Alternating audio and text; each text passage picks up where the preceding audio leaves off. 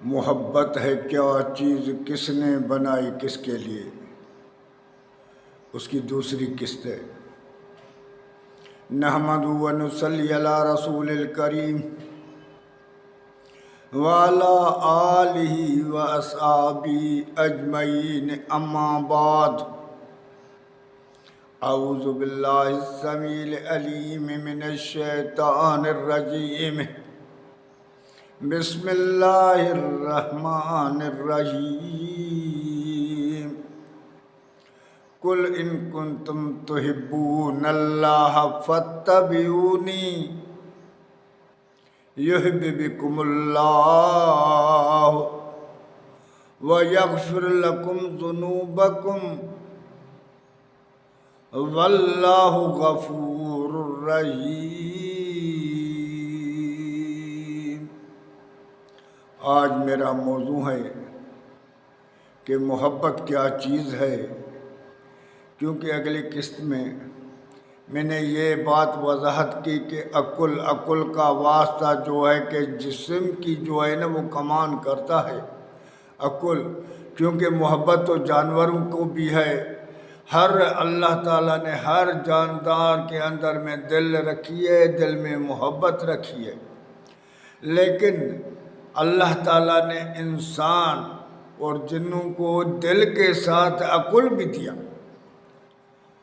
تو عقل کا اور دل کا جب دل کی وضاحت ہو جائے گی تو ہر چیز سامنے کھل جائے گی، پھر ہمیں آہستہ آہستہ سمجھ میں آ جائے گا کہ محبت کس کو کہتے ہیں۔ اصل میں ہے یہ حب کس کو کہتے ہیں؟ اللہ تعالیٰ نے اس بیج کو جو کنک کا دانہ ہے، جو کا دانہ ہے یا پھولوں کا بیج ہے، اس کو اللہ تعالیٰ نے حب کہا، کیونکہ اس کو زمین میں پیوند کرنے سے، لگانے سے، ان میں سے سویں جو ہے وہ چگے نکلتے ہیں اور بے حد وہ پھیل جاتے ہیں۔ تو محبت بھی اسی طرح انسان کے دل میں جب پیدا ہوتی ہے تو آہستہ آہستہ آہستہ وہ بھی ابھر جاتی ہے اور پھیل جاتی ہے۔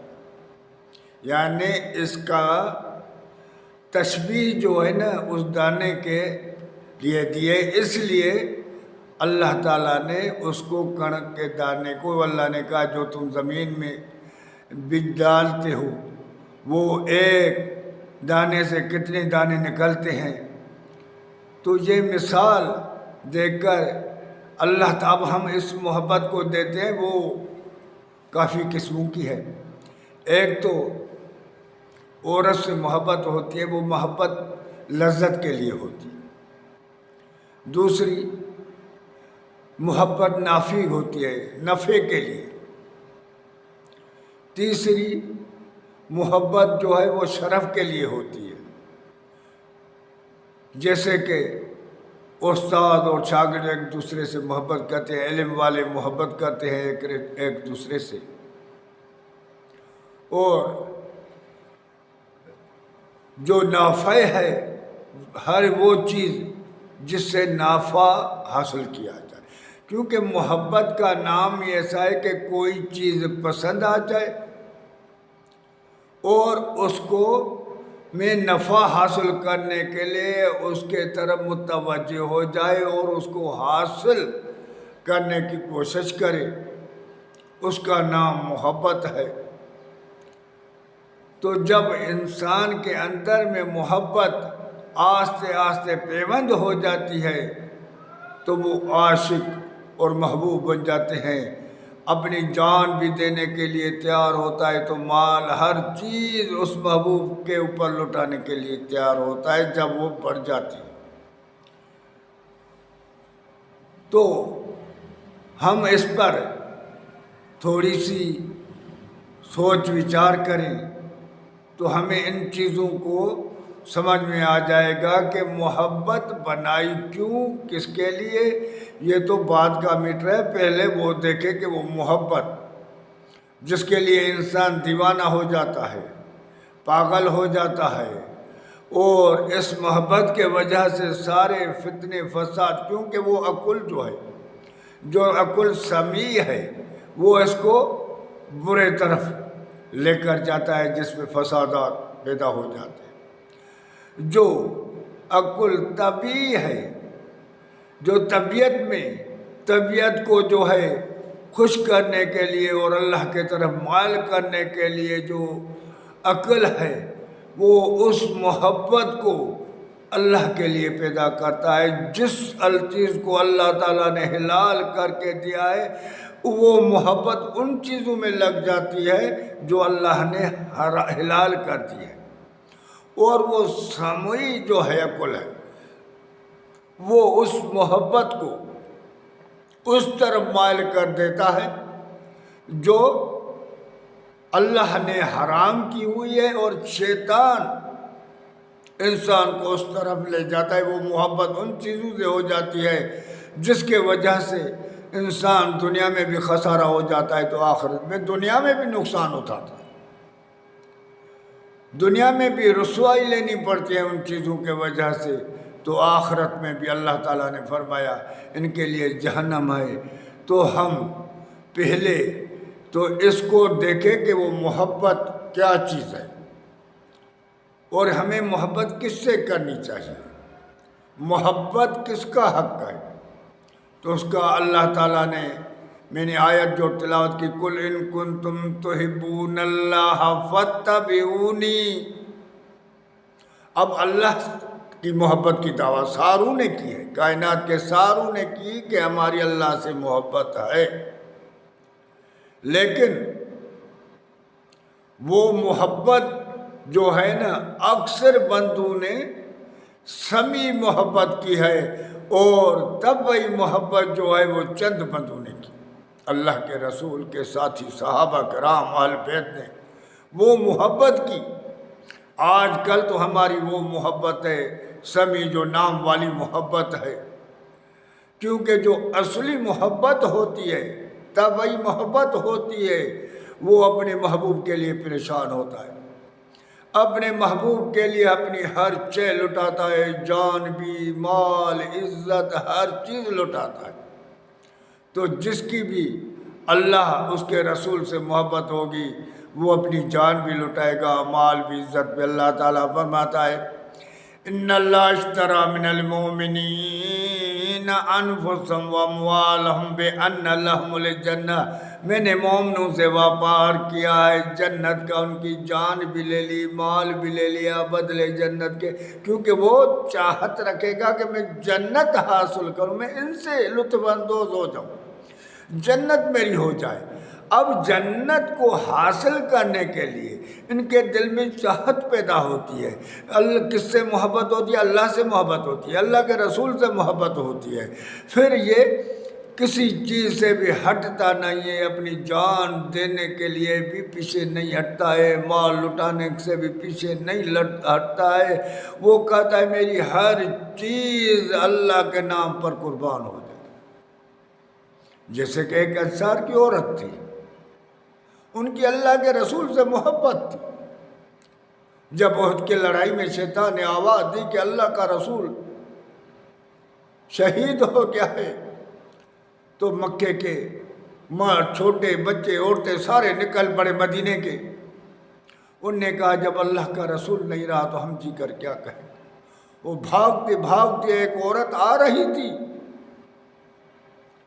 اس کے گھر کے 3 باتی، اس کا شوہر، بیٹا، بھائی، باپ، 4 بندے جہاد میں تھے، ان کے گھر کے 4 بندے تھے، 4 ہی جہاد میں تھے۔ وہ بھاگتی ہوئی عورت آ رہی تھی تو ایک راستے میں بندہ ملا، بھائی جان بتائیے اللہ کا رسول کیسے؟ اس نے کہا مائی صاحبہ تیرا باپ جو ہے نا وہ شہید ہو گیا۔ عورت کہتی ہے مجھے یہ بتا کہ اللہ کا رسول کیسا ہے؟ پھر وہ آگے اس نے عورت نے قدم اٹھایا، اس کو باپ کے شہید ہونے کا سن کر اس کے دل میں اتنا اثر نہیں ہوا جتنا درد اللہ کے محبوب کی بات سن کے اس کو ہوا تھا، یہ محبت تھی اللہ کی اس کے رسول کی، تو وہ آگے بڑھی تو دوسرا بندہ ملا، ان سے پوچھا، اس نے کہا مائی صاحبہ تیرا شوہر بھی شہید ہو گیا۔ اس نے کہا مجھے یہ بتا کہ اللہ کا رسول کیسے ہے؟ یعنی اس کو یہ بھی اتنی شاک نہیں لگی، کیونکہ وہ جس کے محبت میں بھاگی جا رہی تھی وہ تو اور چیز تھی، وہ اللہ اس کے رسول کی محبت میں بھاگی جا رہی تھی، تو ان کو یہ چیزیں نظر نہیں آ رہی تھی۔ آگے بڑھی تو تیسرا بندہ ملا، مائی صاحبہ تیرا بھائی بھی شہید ہو گیا۔ اس نے کہا یہ بتا کہ اللہ کا رسول صلی اللہ علیہ وسلم کیسا ہے؟ وہ آگے بڑھی، یعنی بھائی پر باپ بھی گیا، شوہر بھی گیا، بھائی بھی گیا، پھر آگے گئی تو ایک بندہ ملا، مائی صاحبہ تیرا بیٹا بھی شہید ہو گیا۔ اس نے کہا مجھے یہ بتا اللہ کا رسول کیسا ہے؟ یعنی یہ چار گھر کے باتی چاروں چلے گئے اس دنیا سے، اللہ کو محبوب ہو گئے، لیکن اس کے دل کو اتنا جھٹکا نہیں لگا جتنا اللہ اس کے رسول کے محبت میں۔ پھر آگے بڑھی تو ایک بندہ سامنے ملا، اس نے کہا مائی صاحب کیا؟ اس نے کہا کہ بھائی جان یہ بتاؤ اللہ کا رسول کیسے؟ اس نے کہا وہ دیکھو وہ آ رہا ہے۔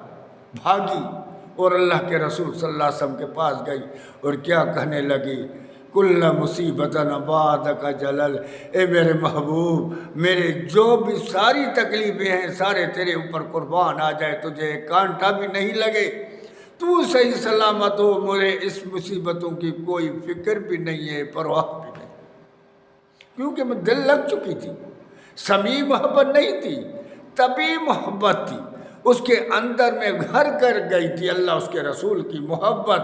یہی اللہ تعالیٰ سورۃ توبہ میں کہتا ہے، قُلْ إِن كُنتُمْ تُحِبُّونَ اللَّهَ فَاتَّبِعُونِی، یہ سورۃ توبہ میں کہتا ہے اللہ تعالیٰ، قُلْ إِن كَانَ آبَاؤُكُمْ وَأَبْنَاؤُكُمْ وَإِخْوَانُكُمْ وَأَزْوَاجُكُمْ وَعَشِيرَتُكُمْ وَأَمْوَالٌ اقْتَرَفْتُمُوهَا وَتِجَارَةٌ تَخْشَوْنَ كَسَادَهَا وَمَسَاكِنُ تَرْضَوْنَهَا أَحَبَّ إِلَيْكُم مِّنَ اللَّهِ وَرَسُولِهِ وَجِهَادٍ فِي سَبِيلِهِ فَاتَّرَبَّصُوا حَتَّىٰ يَأْتِيَ اللَّهُ بِأَمْرِهِ وَاللَّهُ لَا يَهْدِي الْقَوْمَ الْفَاسِقِينَ۔